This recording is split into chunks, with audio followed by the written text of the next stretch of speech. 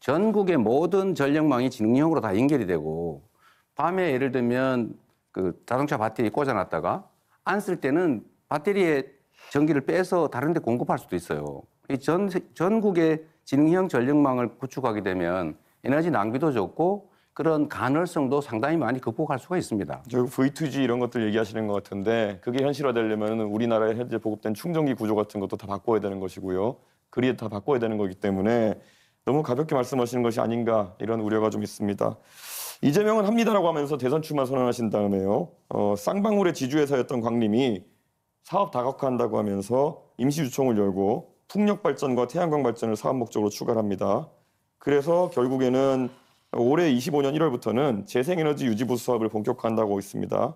이 광림의 투명 경영을 담당하는 분이 황윤석이라는 분인데 이분이 감정평가사로 후보님 성남에 시장하실 때 성남에서 부동산 업무하셨던 이준석 분입니다. 후보님, 예. 45초 남았는데 한 분에게만 질문하셨어요. 이런 분의 이름이 같이 나오는 것에 대해 가지고 재생에너지 관련해 가지고 혹시 이재명 후보가 대장동이나 아니면 여러 사건에서 결국 사적인 이익을 추구한 것이 아니냐는 의심을 받는 것처럼 또 다른 의심을 받을 수 있다. 그러면 권영국 후보님께 질문 드리겠습니다.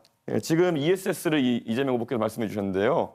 ESS 자체가 화재 사고가 빈번하기 때문에 어쩌면 지역별로 좀 혐오 시설 또는 기피 시설이 될 수 있다는 얘기가 있습니다. ESS가 기피 시설이 되면 이재명 후보 아이디어는 어떻게 실현할 수 있을까요?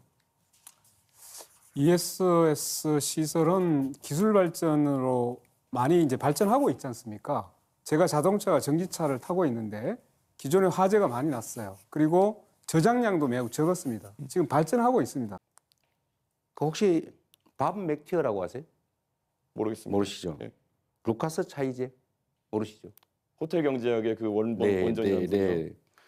한국은행에서 5만 원을 쓰는 법 이거 저 그림표 있는 거 보셨어요? 그거는 호텔 취소하고 보셨어요? 이런 게 없지 않습니까? 아니, 그래서 보셨어요? 그거 찾아내려고 고생하셨는데 전혀 다른 얘기입니다. 자, 이 밥 맥티어나 아니면 이거 미하일 슈미츠 살로몬, 루카스 차이제 이런 사람들이 그 $100 이야기라고 인터넷에 치면 많이 나와요. 거기에 똑같은 얘기가 나옵니다. 호텔에 누군가 투숙을 하려고 했는데 그 돈으로 $100 또는 100유로로 옆에 이렇게 돌다가 결국 돈이 돌아왔는데 그 고객이 갔다. 그러나 이런 경우에도 돈의 순환이라는 효과로 외부에서 꼭 자금이 들어오지 않아도 경제가 순환이 될 수가 있다. 라는 이제 그 사례로 이런 걸 쓰는데 이분들이 이렇게 역사적으로 이런 예를 들 때 누구도 노쇼, 경제학 뭐 이런 얘기 하지 않았다는 그 말씀을 먼저 하나 드리고요. 여러 가지 갈등 상황들 중에 우려를 살 만한 지점들이 있었습니다. 몇 년 전에 전장현 관련해서 지하철 시위라는 과정에서 정말 4호선을 타는 100만 명이 넘는 그런 시민들의 발을 묶어가지고 자신들의 뜻을 관철하는 것이 옳은가 아니냐에 대해서 많은 시민들이 갑론을박을 했습니다.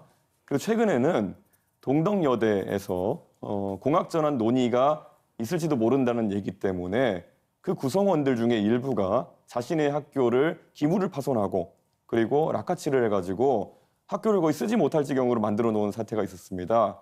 그런데 한 가지 여기서 주목할 점은 민주당이 매번 등장해서 여기서 그런 행위를 한 분들에 대해 가지고 적극적인 옹호를 해왔다는 겁니다. 어제 한 기사가 보도됐는데요. 민주당 교육위 소속 의원 3분과 보좌진 1분이 이준석이 왜 거기에 오겠느냐, 이준석이 동덕여대 왜 방문하게 허용해줬느냐 라면서 동덕여대를 다그치고 그래서 동덕여대 측에서 결국엔 압박을 이기지 못하고 학생들에게 대한 손해배상이라든지 형사고발 조치라든지 이런 것을 풀어준 이런 사례가 있습니다. 그러면서 학교에 대한 종합감사를 하겠다 등 여러 가지 압박을 한 것으로 이렇게 보여지는데요. 저는 사실 전장현이나 아니면 이런 동덕여대 폭력 사태 이런 것들에 대해 가지고는 사회 질서를 유지하기 위한 최소한의 원칙을 우리가 가져가야 된다 보는데 민주당이 자신들과 뜻이 비슷하면은 이런 식으로 개입해가지고 정치적 권력으로 책임을 면해주는 이런 상황. 여기서 법 질서가 바로 서겠느냐 그리고 이런 일들이 재발되지 않겠느냐라는 우려를 하게 하는데요. 이재명 후보님 어떻게 생각하십니까? 나중에 주도권 토론에 답변하도록 할게요. 지금 답하기는 시간이 없습니다. 네, 그럼 권영국 그러면 후보께 제가 똑같은 질문을 다른 그러면은 기회드리겠습니다. 권영국 후보님께 좀 드리고 싶습니다. 이런 의미에서 민주노동당 같은 경우에는 앞으로 이런 사회 질서를 훼손하는 행위가 발생했을 때 민주당과 마찬가지로 만약 대통령이 되신다면은 옹호하는 스탠스를 취하실 건지 궁금합니다. 예, 질문이 잘못됐습니다. 전작년에 시위가 왜 발생했는지, 동덕여대 여학생들의 시위가 왜 발생했는지 그것을 먼저 물어야 됩니다. 원인이 있고 결과가 있는 것이지 지금 이준석 후보는 결과에 따른 갈등 사항만 이야기하고 있습니다. 과연 그게 문제를 풀 수 있는 길이라고 생각합니까? 그 원인이 무엇인지 그게 말씀 주시죠. 사회통합이라고 생각하십니까? 그 원인이 무엇인데? 그래서 다른 걸 하나 물어보겠습니다. 지금 농촌에서는 일당 11만 원이 돼도 이주노동자가 없어서 난리입니다.